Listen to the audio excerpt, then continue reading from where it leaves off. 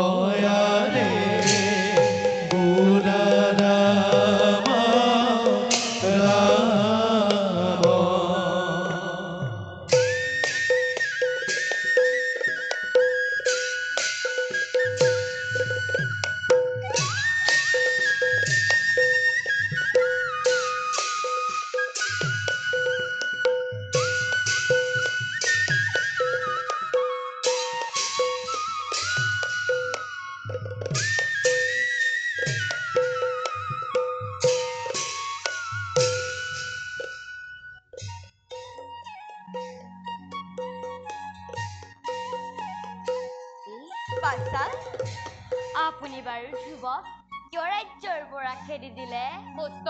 মই এতিয়া কাৰ লগত ধেমালি কৰিম? ধ্ৰুৱক এৰি মই খন্তে কুষ্ঠিৰে থাকিব নোৱাৰা হৈছো। মাতৃ, তোৰ মংগলৰ কাৰণে মাতৃসহ ধ্ৰুৱক ৰাজ্যৰ পৰা বাহিৰ কৰি দিছো। ধ্ৰুৱৰ পৰিৱৰ্তে তয়ে উত্তান ৰাজ্যৰ ৰজা হবি। আজিৰ পৰা ধ্ৰুৱৰ কথা মনৰ পৰা আঁতৰাই পেলা। মাতৃ, কি যে তোমাৰ নিৰ্দয় হৃদয়। সামান্য ৰাজ্যৰ মোহত পৰি মাতৃ, সামান্য ৰাজ্যৰ মোহত পৰি আপুনি বৰ মাতৃ শুনিতি আৰু ধ্ৰুৱক ৰাজ্যৰ পৰা খেদি দিলে। মই ধ্ৰুৱতকৈ ৰাজ্যখন ডাঙৰ বুলি নাভাবো। নাই, গুচি যাওঁ মই ধ্ৰুৱৰ কাষলৈ। নাই, গুচি যাওঁ মই ধ্ৰুৱৰ কাষলৈ।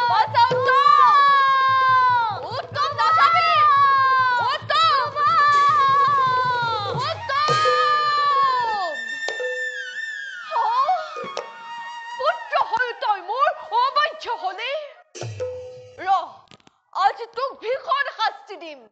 চিৰদিনৰ কাৰণে ধ্ৰুৱক পাহৰিবৰ হেতু।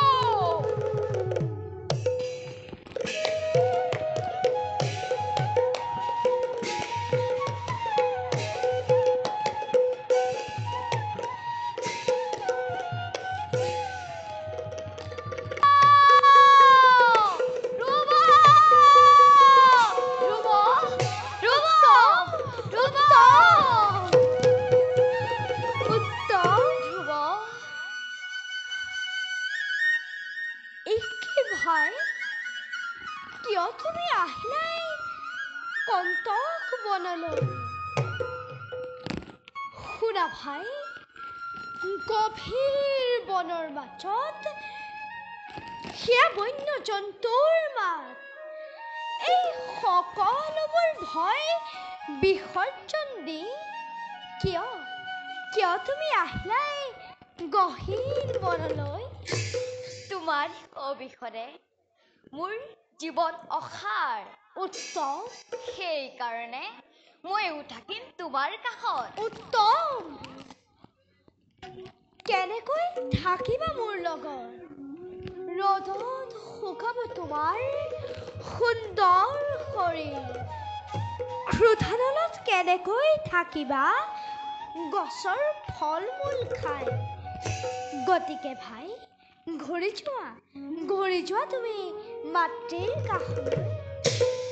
তেনেকৈ নকবা, তোমাৰ জানো মোৰ প্ৰতি স্নেহ নাই যদি ভাতৃ বুলি স্নেহ কৰা তেন্তে মোক তোমাৰ কাষত ঠাই দিয়া উত্তম বলা যাওঁ নিজ ৰাজ্যলৈ পিতৃদেৱে তোমাৰ কাৰণে চিন্তা কৰি আছে পিতৃদেৱক নিশ্চয় দেখা কৰিম কিন্তু মোৰ উপস্থিতিত যদি মাহীয়াই অসন্তোষ প্ৰকাশ কৰে তেতিয়া কি কৰিবা উত্তম চিন্তা নকৰিবা পিতাৰ কাষত তুমি উপস্থিত হলে মাতৃয়ে অলপো অসন্তোষ প্ৰকাশ নকৰে বলা যাওঁ আমি পিতৃৰ সমীপে বলা উত্তম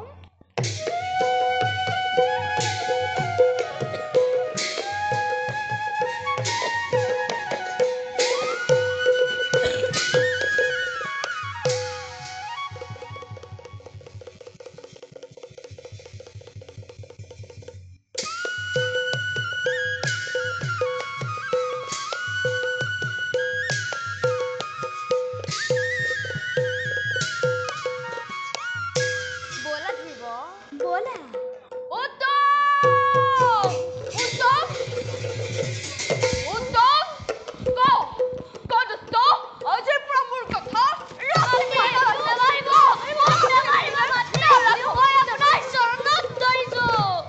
মাহীদেউ উত্তমক নামাৰিব মাহীদেউ উত্তমৰ গাত কোনো দুখ নাই তাৰ পৰিৱৰ্তে মোকেই প্ৰহাৰ কৰক মোৰ ল'ৰাক মই মাৰিছো ইয়াত তোৰ কোনো আপত্তি নাই ক দত্ত আজিৰ পৰা মোৰ কথা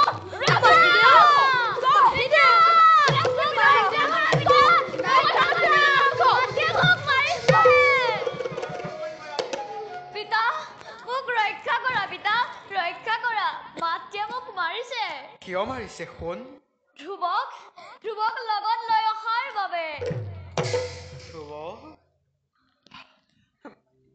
বাছা ধ্ৰুৱ পিতা বাছা ধ্ৰুৱ পিতা বাছা তই মোৰ বুকুৰ মাজলৈ পিতা। বাছা ধ্ৰুৱ পিতা বাছা ধ্ৰুৱ পিতা আজিহে বুজিলো উত্তম ৰাজ্যৰ উত্তৰাধিকাৰী মোৰ পুত্ৰ উত্তম নহয় জাতি পুত্ৰ ধ্ৰুৱহে উত্তেজিত নহবা ৰাণী তোমাৰ পুত্ৰ উত্তমেই হব উত্তান ৰাজ্যৰ ৰজা আৰু ৰাণী ধ্ৰুৱ হব তাৰ পৃষ্ঠপোষকতা নালাগে মোৰ পুত্ৰৰ পৃষ্ঠপোষকতা কৰিব ধ্ৰুৱ মাহীদেউ তই দাসীৰ পুত্ৰ হৈ গাঁওখন মহাৰাজৰ কাষ চাপিছ অন্তৰি যা ধ্ৰুৱ অন্তৰি যা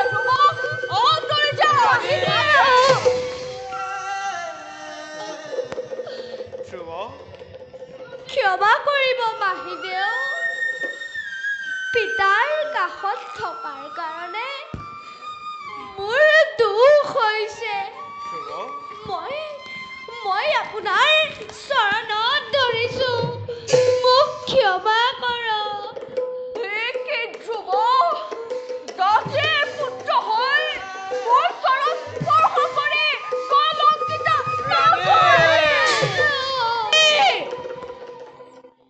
এইয়া তই কি কৰিলি সুৰুচি হৰিভদ্ৰ বালক ধ্ৰুৱক তই প্ৰদাঘাত কৰিলি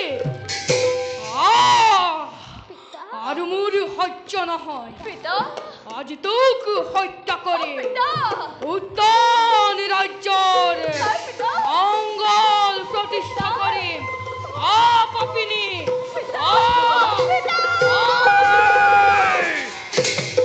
সাৱধান মন্ত্ৰী অকৃতজ্ঞ নৰাধম তপন সিংহ ৰাষ্ট্ৰ নকৰি পলম আতন্তে বেশ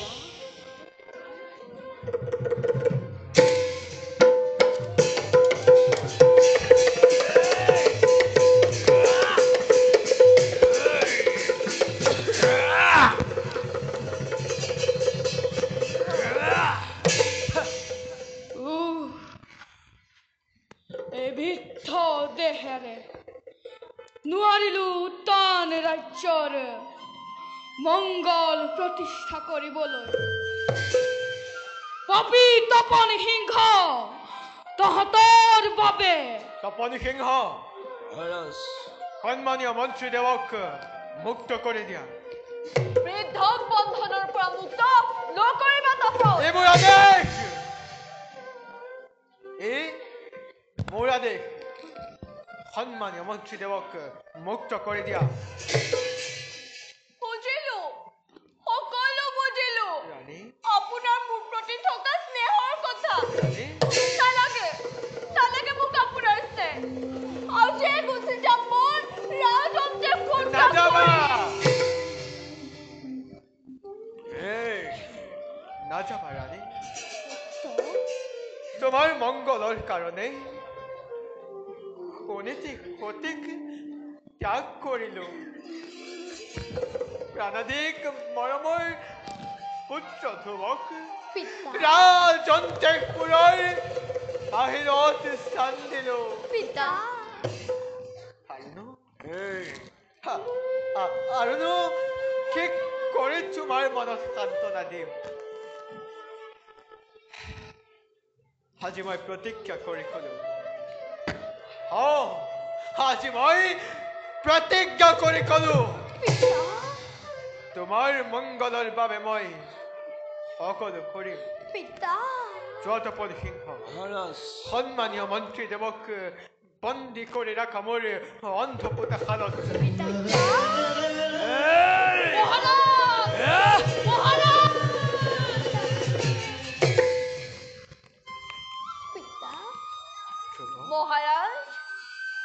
মহাৰাজ ৰাণী আপুনি এতিয়া প্ৰতিজ্ঞাবদ্ধ গতিকে আপোনাৰ প্ৰতিজ্ঞা ৰক্ষা কৰক ৰাণী মই প্ৰতিজ্ঞাবদ্ধ কোৱা ৰাণী মই প্ৰতিজ্ঞা ৰক্ষা কৰিব নোৱাৰিলে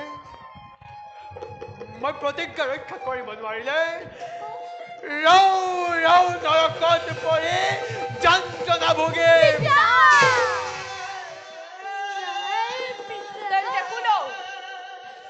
তেন্তে শুনক মহাৰাজ মোৰ প্ৰাৰ্থনা আজি মহাৰাজে যাক পুত্ৰ বুলি মৰম কৰিছে যি ভৱিষ্যত উত্তম ৰাজ্যৰ উত্তৰাধিকাৰী হোৱাৰ যোগ্য সেই ধ্ৰুৱ কুমাৰক সেই ধ্ৰুৱ কুমাৰক চিৰদিনৰ বাবে ত্যাগ বনাব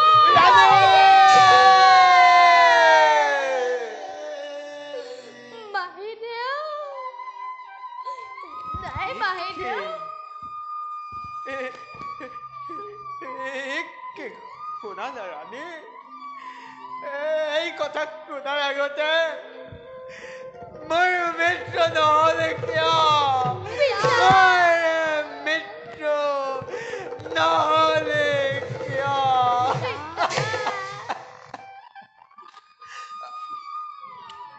ৰাণী মই তোমাক অনুৰোধ কৰিছো ৰাণী তুমি ধ্ৰুৱক বনবাস দিবলৈ নকবা ৰাণী ধ্ৰুৱ যে মোৰ প্ৰাণৰ ধন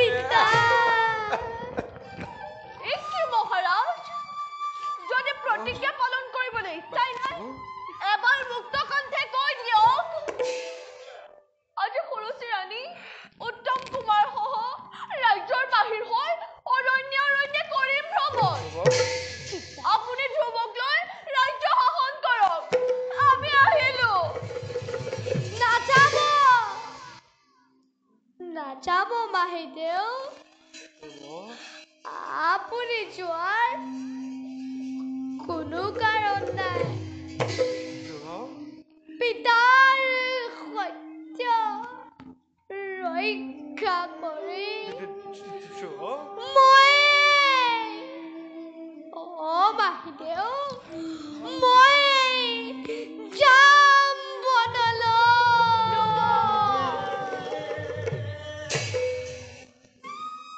সঁচা কথা দাসীৰ পুত্ৰ মই তথাপিও উত্তমৰ প্ৰতি মোৰ বৰ ধ্ৰুৱ যোৱাৰ আগত এবাৰ মাহীদেউ এবাৰ উত্তমক স্পৰ্শ কৰিবলৈ মাত্ৰ এবাৰ উত্তমক বিদায় সম্ভাষণ জনাবলৈ উত্তম উত্তম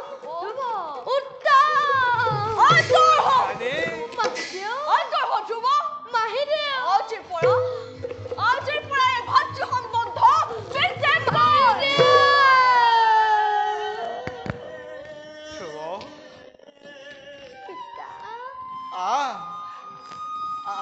বাছা তই মোৰ পুকুৰ মাজলৈ বাছা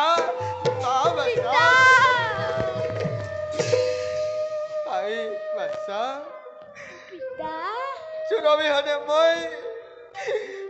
তোৰ অবিহনে মই কেনেকৈ জীয়াই থাকিম বাছা তোৰ অবিহনে মই কেনেকৈ জীয়াই থাকিম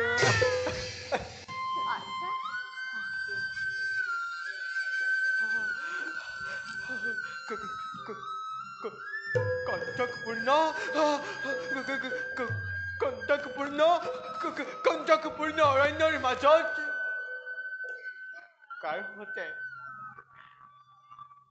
কাৰ সৈতে তই কটাবি জীৱন বাছা কাৰ সৈতে তই কটাবি জীৱন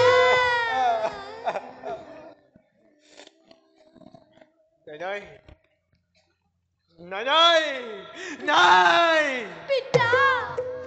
হওক মোৰ সত্য বস্তু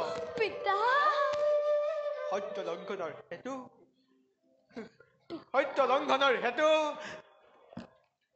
নৰক যন্ত্ৰণাত মোৰ এই দেহা দমকৈ শেষ কৰি দিয়ে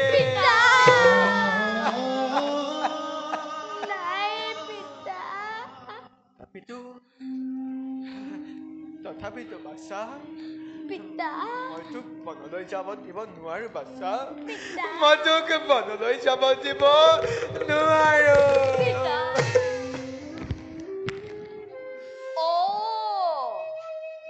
মহাৰাজ ধ্ৰুৱ পক্ষপাতী থাকক আপুনি আপোনাৰ পুত্ৰকে সাৱটি আমি আহিলো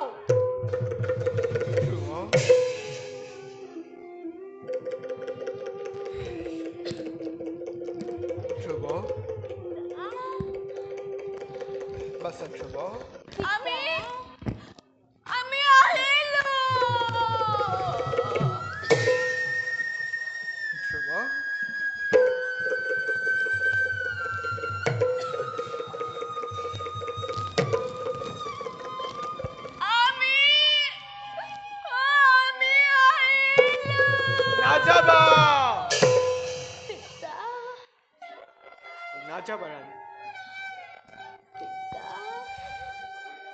অপেক্ষা কৰা তোমাৰ ইচ্ছাকে মই পূৰ্ণ কৰিম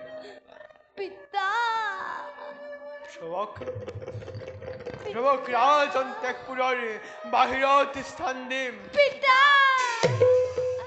চাই লোৱা হে জগতবাসী আজি সত্য ৰক্ষা কৰি এই উদ্যান ৰাজ্যৰ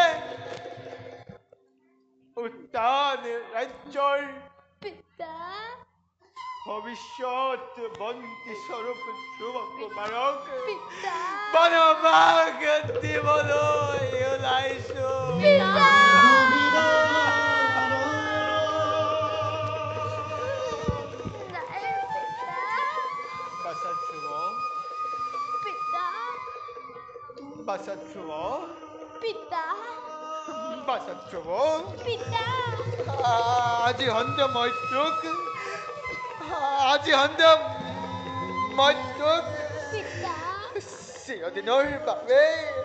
আজি সন্ধ্যা মই তোক চিৰদিনৰ বাবে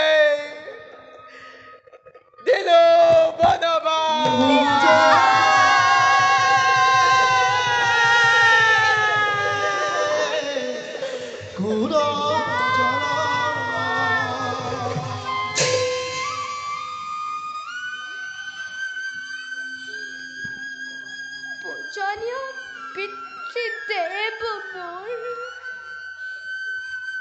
আপোনাৰ আজ্ঞা নত শিৰে তুলি যাবলৈ ওলালো মই ৰাজ্য ত্যাগ কৰিবলৈ।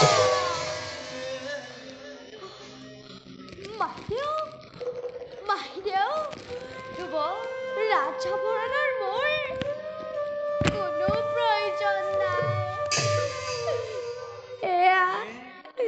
এয়া লওক মোৰ ৰাজভৰণ।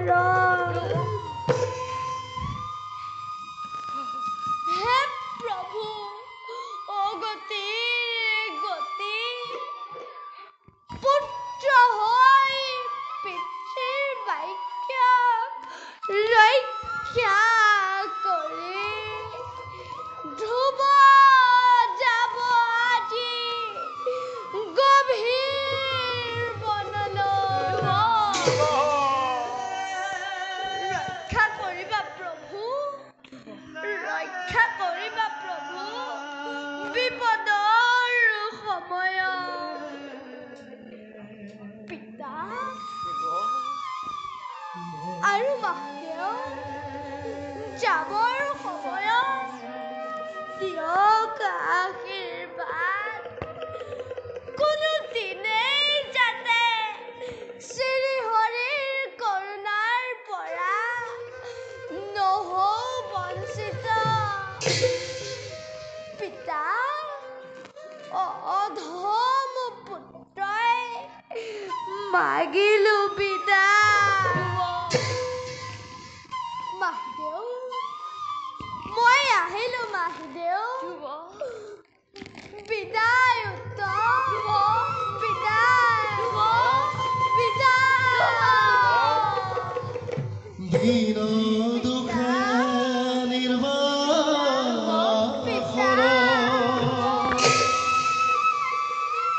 দিনাশা ধ্ৰুৱক পৰম দাৰুণ দুখ দেখাৰ জন মই আহিলো গভীৰ ৰম্য মাজে কেনমতে যাওঁ হৰি কৃপা বিনে বৃথা জনম গুৱাওঁ হৰি কৃপা বিনে বৃথা জনম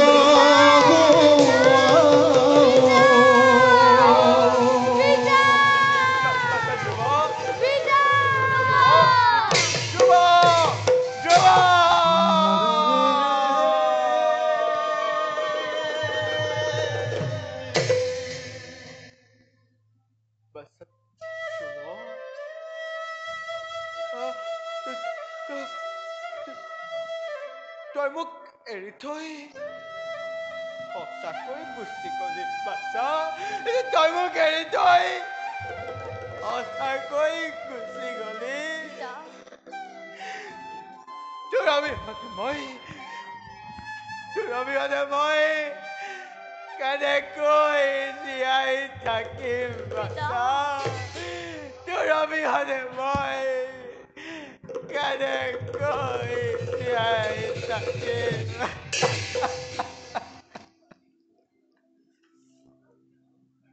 ৰাণী মহাৰাজ এয়া উচিত বিচাৰ হ'ল নে ৰাণী?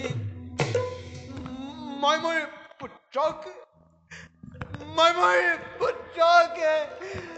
দিলো বনবাস। কিন্তু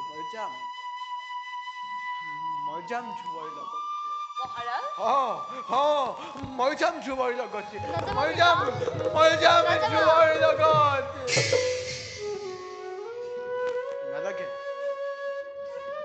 নালাগে মোক ৰাজসিংহাসন নাই নাই প্ৰয়োজন মোৰ ৰাজ্য ধনৰ আজি এই সকলো মই দিলো বিকৰ্জন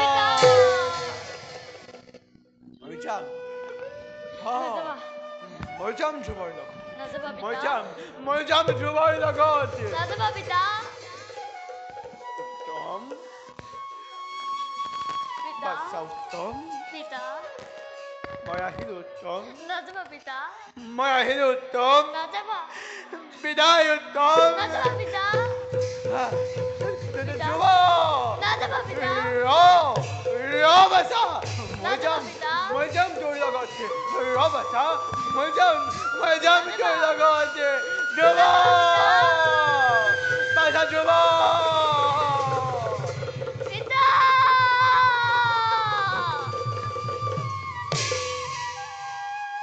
শেষ হ'ল আজি মোৰ সকলো শত্ৰু যাওঁ নিজ কৰ্তব্যত অগ্ৰসৰ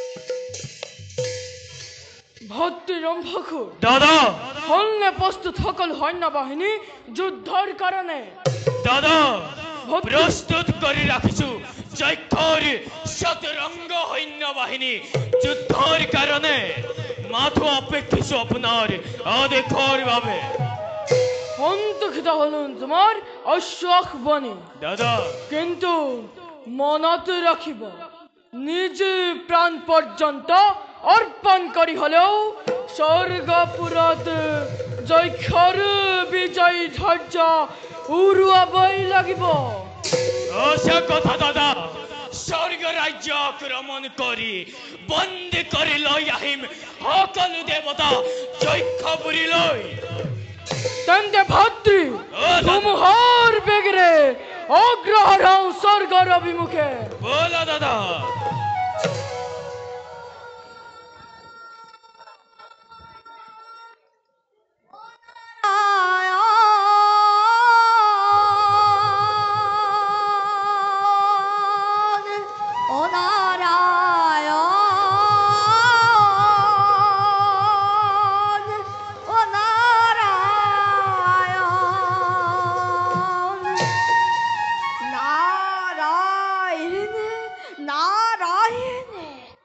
যক্ষপতির কুশল হকে যক্ষপতি যুদ্ধর খাজের সজ্জিত দেখুন আকু কার্য আক্রমণ করিব দেবঋষি এইবার আমি স্বর্গ রাজ্য করিম আক্রমণ ইন্দ্র হরণ করি স্বর্গপুর যক্ষপুরলৈ করিম পরিণত ইন্দ্রত্ব হরণ করার আগতে মই অন্য এখন রাজ্য আক্রমণ কৰিবলৈ পৰামৰ্শ দিও বৰ্তমানে উত্তান ৰাজ্য অৰাজক সৰু ৰানীৰ অত্যাচাৰতে প্ৰধান সেনাপতি প্ৰদৰ্শিত ধ্ৰুৱ কুমারকে নির্বাসন আর উত্তান রাজ বনবাসী গতিকে এই সময়তে উত্তান রাজ্য আক্রমণ করে পূর্বর আক্রমণের প্রতিশোধ লোৱা ঠিক কথাকে কৈছে দেবঋষি এই সুযোগতে উত্তান রাজ্য করু আক্রমণ ভাতৃ ও দাদা বর্তমান উত্তান রাজ্য করু আক্রমণ তার পিছত স্বর্গপুর করিম আক্রমণ যোৱা যক্ষপতি বিলম্ব নকৰি উত্তান ৰাজ্য আক্ৰমণ কৰা নাৰায়ণ নাৰায়ণ হৰিত হৰণ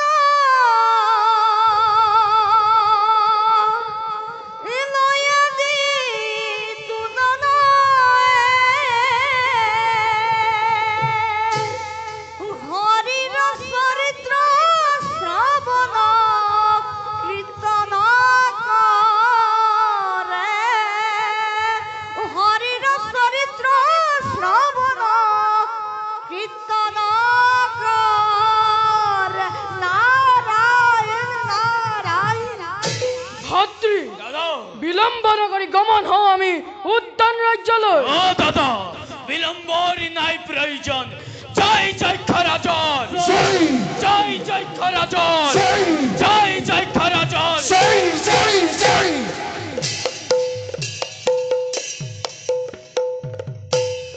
উত্তান ৰাজ্য চলি যাই বীৰ যক্ষ গণ, আৰে বীৰ যক্ষ গণ, আৰে পদ ভৰে বসুমতী কবে ঘৰে ঘৰ, আৰে কবে ঘৰে ঘৰ।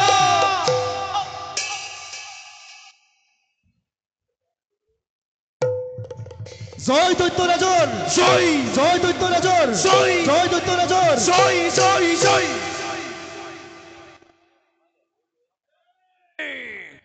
থাকোতে জীৱিত তপন সিংহ কাৰ সাধ্য আছে আক্ৰমণ কৰিছে আমাৰ ৰাজ্য? তই তেন্তে উত্তান ৰাজ্য সেনাপতি তপন সিংহ, চাওঁ বাৰু কিদৰে ৰক্ষা কৰা উত্তান ৰাজ্যৰ সন্মান।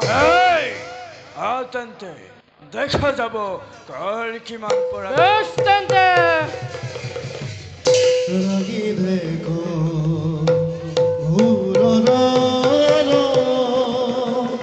অতি ভয়ংকৰ,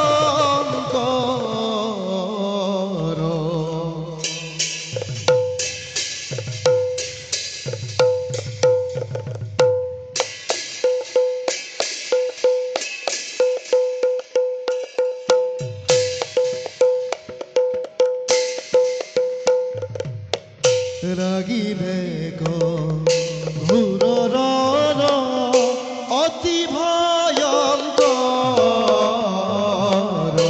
লাগিলে ঘূৰৰ অতি ভয়ংকৰ, পদ ভৰে বসুমতীয়ে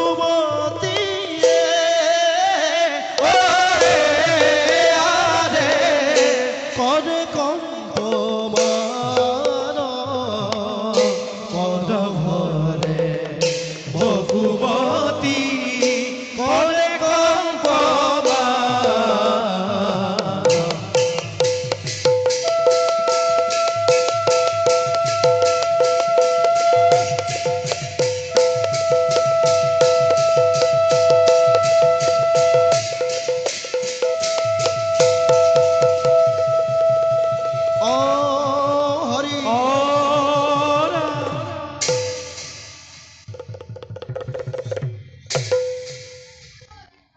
হৰি ভাবিছা নেকি ৰণত জয় হ'ম বুলি? এবাৰ উত্তম কুমাৰৰ হাতে নাপাবি নিস্তৰ, ধ্বস্ত নকৰি পলাম। বালক কিয় মিছতেই মৰিবলৈ আহিলি? সন্মুখত দেখিলি তপন সিংহৰ অৱস্থা, কিদৰে ৰক্ষা কৰা তই চাওঁ বাৰু উত্তান ৰাজ্যৰ সন্মান।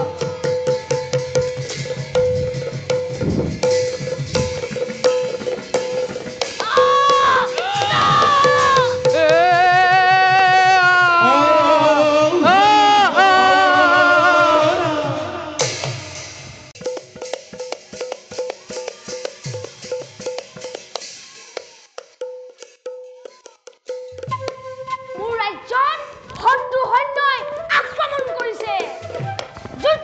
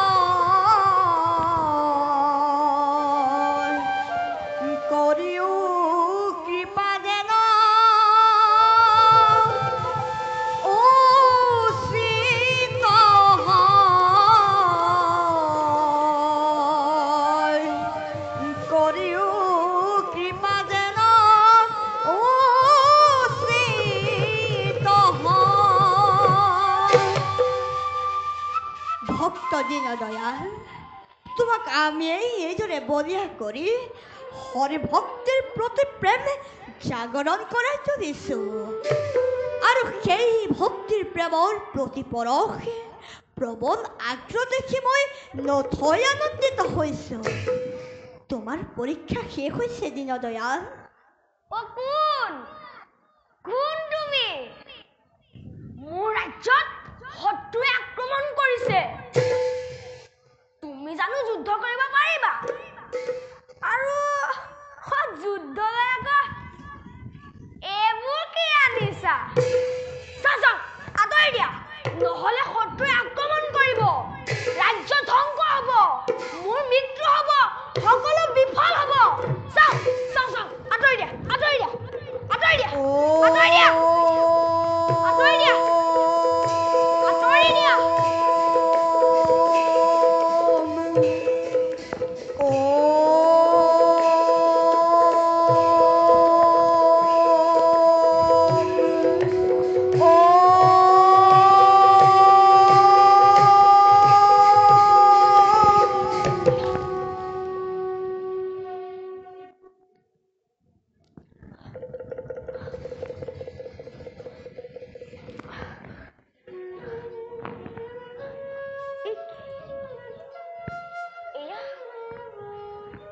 এয়া মোৰ কি হৈছে?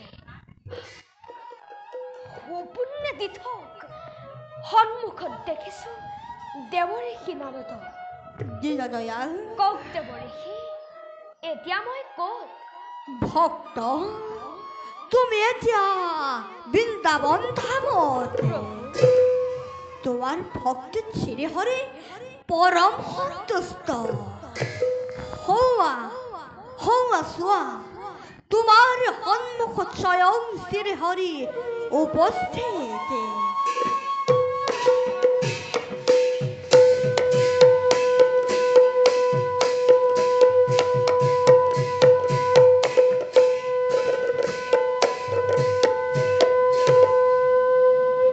প্ৰভু, ভক্তৰ সেৱা গ্ৰহণ কৰক।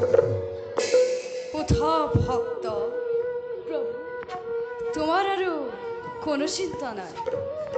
যোৱা তুমি বৈকুণ্ঠপুৰে মহা মহা ভক্তগণৰ কাষত বাস কৰাগৈ। ভাল প্ৰভু, আপোনাৰ আজ্ঞা শিৰোগত কৰি মই এতিয়াই যাত্ৰা কৰিম বৈকুণ্ঠপুৰীলৈ। যোৱা ভক্ত।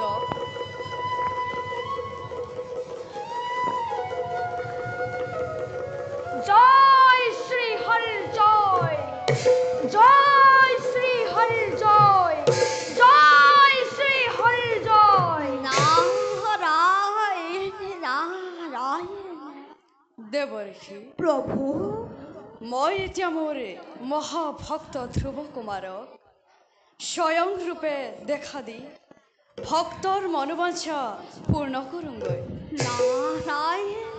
তুমি এতিয়া ধ্ৰুৱৰ শোকত আতুৰ হৈ থকা মহাভক্ত উত্তান ৰাজ আৰু শনিতী ৰাণীৰ আগত আমাৰ তেওঁলোকৰ প্ৰতি থকা ইচ্ছা আৰু কৰোণাৰ কথা প্ৰকাশ কৰাগৈ। ভাল প্ৰভু, মই এতিয়াই যাম উত্তান ৰাজ্যলৈ। যোৱা দেৱঋষি। ঈশ্বৰ পৰম বিষ্ণু সচ্চিদানন্দ বিগ্ৰহ অনাদিৰ ৰাধেৰ গোবিন্দ সৰ্বকাৰণ কাৰণ সৰ্ব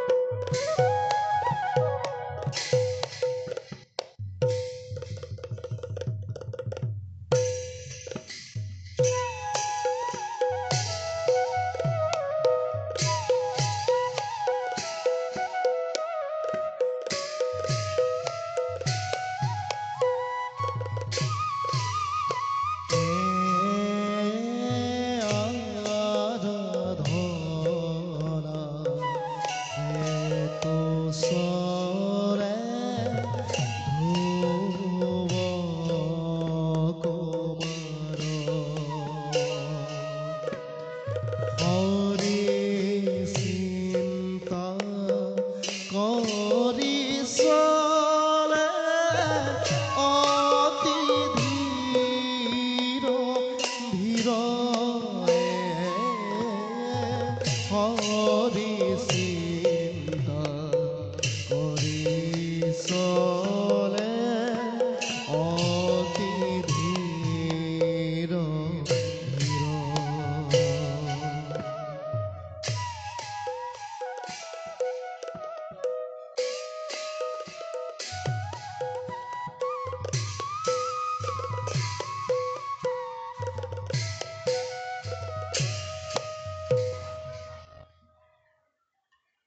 এয়া গভীৰ অৰণ্য ইয়াত কোনো মানুহৰ সমাগম নাই ইয়াতেই মোৰ চিৰ আৰাধ্য নাৰায়ণৰ চৰণত জপ আয়োজন কৰোঁ কঠোৰ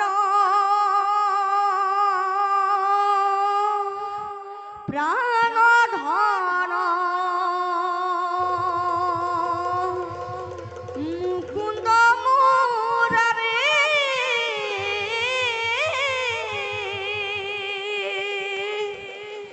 ভক্তি ভাবে পূজা কৰু তুষ্ট হইবা তুমি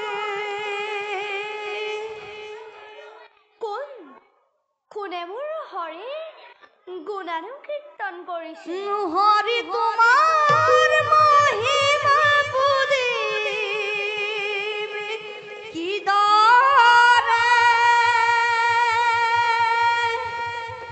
হৰি হে হৰি স্থান দিব মুখ শৰণে স্থান দিব মুখ শৰণে প্ৰণাম নাৰায়ণ নাৰায়ণ কোন তুমি সুন্দৰ বালক কি কাৰণে ফুৰিছাই গহীন বনতে কোৱা কোৱা পাছা তোমাৰ নাম কি আৰু তুমি ক'ত থাকা ইমান কোমল বয়সতে কি উদ্দেশ্য লৈ আহিছা এই গভীৰ বনলৈ দে মোৰ নাম ধ্ৰুৱ বাছা উত্তান ৰাজকুমাৰ মই নাৰায়ণ হৰিক আৰাধনাৰ হেতু আহিলো এই অৰণ্যৰ ভিতৰে অৰণ্যত হৰি ক'ত পাবা হৰি জানো অৰণ্যত থাকে মিছা কথা অৰণ্যত হৰি কেতিয়াও বিচাৰি নোপোৱা চা মোৰ বিশ্বাস দে অৰণ্যতেই মই হৰিক লগ পাম বাৰু বাছা এই অৰণ্যৰ মাজতে কেনেকৈ হৰিক বিচাৰি পাবা মোক কোৱাচোন তেন্তে শুনক দে কোৱা বাছা হৰি বোল ভাই হৰি বোল ভাই নাৰায়ণ হৰি নামৰ বিনে আৰু নগতি নাই হে হৰি বোল ভাই হৰি নিৰাকাৰ বাছা তেওঁক এইদৰে বিচাৰি ফুৰিব নাপায় নহয় মই নিজেই নাৰায়ণৰ নাম লৈ ফুৰো তথাপি তেওঁ মোক দেখাকে নিদিয়ে বিশেষকৈ তেওঁৰ আকাৰ নাই গতিকে শুন তেওঁক বিচাৰি তুমি কষ্ট খাব নালাগে ঘৰলৈ গুচি যোৱাগৈ তুমি শুভ কামত বাধা দিবলৈ আহিলে কিয় দে বাছা আয়ে মোক বিদায় দিছে হৰিক আৰাধনাৰ হেতু আপুনি মোক উপায়হে দিব লাগে বাৰু বাছা যদিও তেওঁ নিৰাকাৰ আৰাধনা কৰিব জানিলে তেওঁ ভক্তক দেখা দিয়ে, কিন্তু এই ভাগ্য সকলোৰে কপালত নফলে বাছা। মহা মহা ঋষিমুনিসকলে হেজাৰ হেজাৰ বছৰ তপস্যা কৰি যাক দৰ্শন পাবলৈ কঠিন, তেনে শ্ৰীহৰিৰ যুগল চৰণ দৰ্শন লাভ কৰিবলৈ তুমি জানো 100 বছৰ তপস্যা কৰিব পাৰিবা বাছা? দে বালকৰ কান্দোনত পিতৃ মাতৃয়ে নিচুকোৱাৰ দৰে জগত পিতাই মোক আকোৱালি ল'ব বুলি ভাবিছো। 100 বছৰ তপস্যা কৰিব লাগিব জানো দে? অদ্ভুত জ্ঞান গৰ্ভা কথা, উপায় এটা নিদিলে নহ'ব। নিমাত কিয় দে? তেন্তে মই যাওঁ। আপোনাৰ ওচৰত সময় নষ্ট কৰিলে মোৰ পলম হ'ব। হৰি আৰাধনা কৰোঁগৈ। বাৰু বাছা, তুমি মোৰ প্ৰকৃত পৰিচয় আজিলৈকে নাজানা। মই এই দেৱঋষি নাৰদ। দেৱঋষি নাৰদ। উঠা উঠা বাছা, তোমাৰ কথা শুনি মই বৰ সন্তোষ লাভ কৰিলোঁ। হৰিক লগ পোৱাৰ উপায় মই যে শুনা একান্ত চিত্তেৰে সৰল অন্তঃকৰণেৰে সাংসাৰিক সকলো ভাৱে কাটি কৰি থৈ চিন্তা কৰিব লাগিব শ্ৰী হৰিৰ ৰূপ।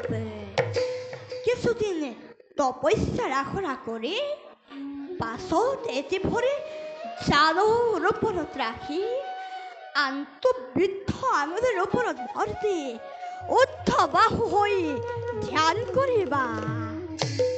এই ধ্যানৰ লক্ষ্য হ'ব এটি ৰূপ, সেই ৰূপটি শ্ৰী হৰি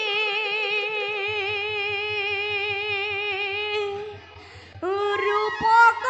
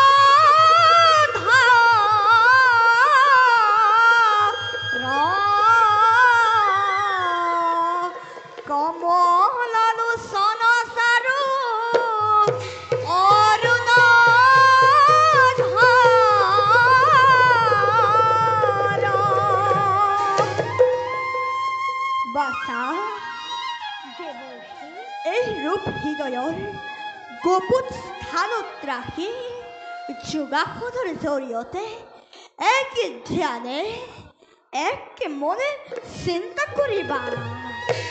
কৰোঁতে কৰোঁতে তোমাৰ মন প্ৰাণ যেতিয়া শ্ৰী হৰিৰ ৰূপত লীন হৈ পৰিব, তেতিয়া হৃদয়ত দেখা পাবা আৰাধ্য দেৱতাৰ মনোৰম মূৰ্তি। চকু মেলিয়েই দেখা পাবা চতুৰ্ভুজ মূৰ্তি মস্ত স্বয়ং ভগৱানকে। আৰু শুনা পাছা, তপস্যা কৰাৰ লগে লগে এদিন দুদিনকৈ ব্ৰত পালন কৰিবা।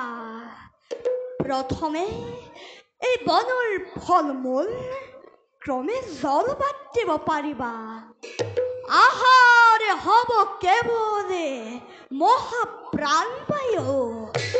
মহাপ্ৰাণবায়ুলৈ জগত স্তম্ভিত কৰিবা।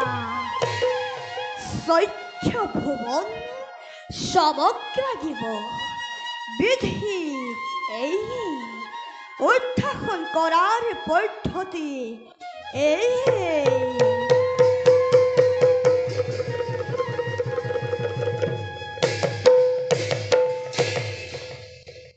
দেৱৰ্ষি বাছা আপুনি মোৰ দীক্ষা গুৰু, পদ প্ৰদৰ্শক গুৰুৰূপে আপুনি মোৰ পদ সুগম কৰি দিয়ে।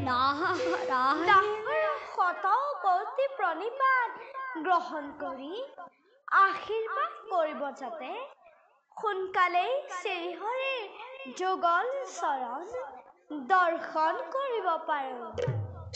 উঠা বাছা, তুমি নিশ্চয় শ্ৰীহৰিক লগ পাবা। বাৰু বাৰু তুমি এতিয়া সৌ নদীত স্নান কৰি এক মনে হৰিক আৰাধনা কৰাগৈ। ভাল দেৱৰ্ষি। ব'লা বাছা। হৰি নামে হৰি নামে হৰি নামে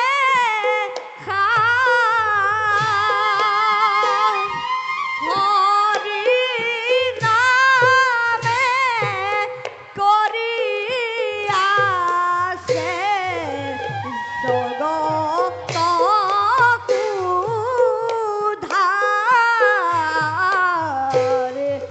জগত উদ্ধাৰ। নাৰায়ণ নাৰায়ণ নাৰায়ণ।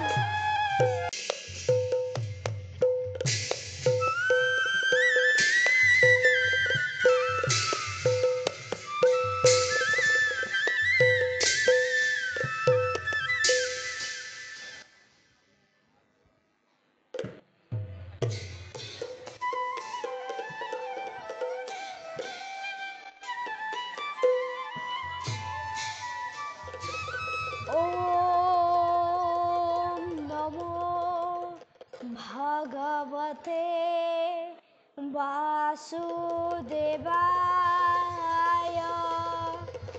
ॐ नमो भगवते वासुदेवाय।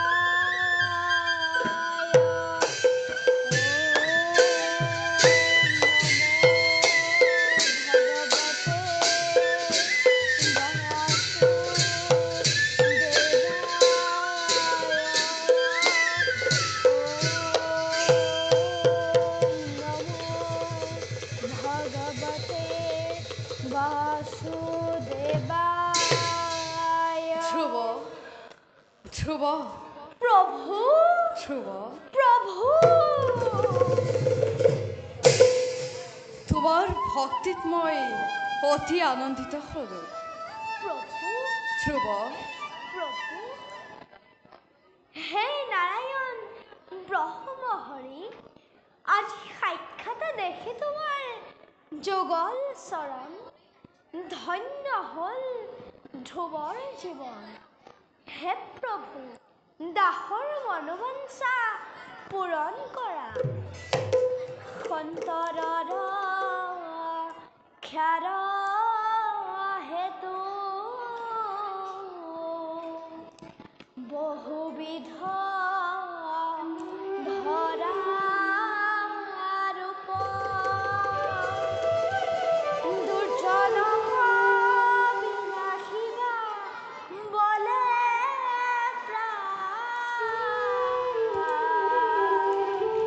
হৰি হৰি হে তোমাৰ চৰণে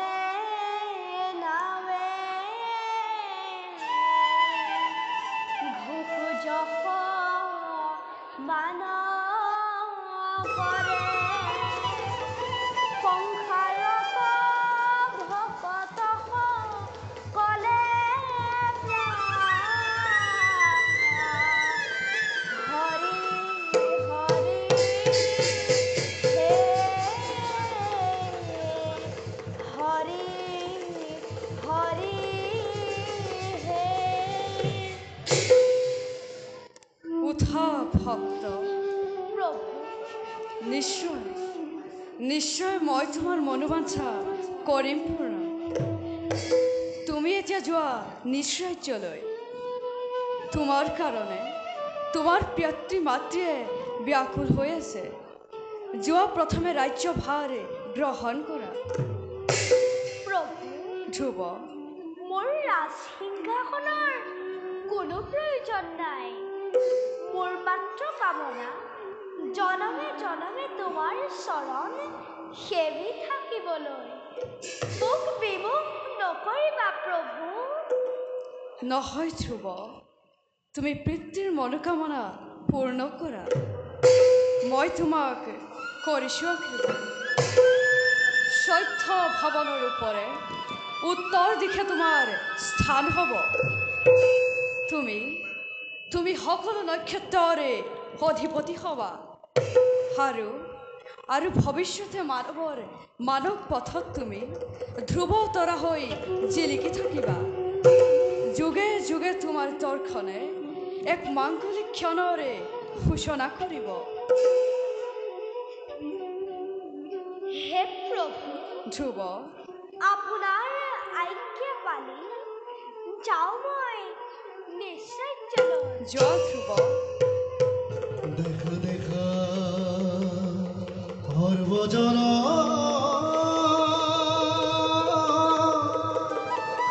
ঈশ্বৰ লীলা ঈশ্বৰ লীলাইতো সৰ্বজনৰে দেখা।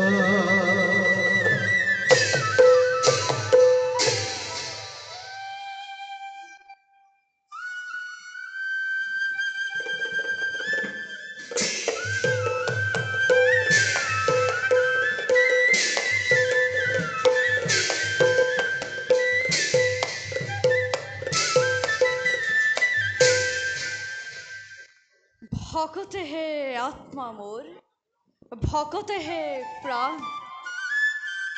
সেয়ে লৈছো মই ভক্ত কল্পতৰুণা।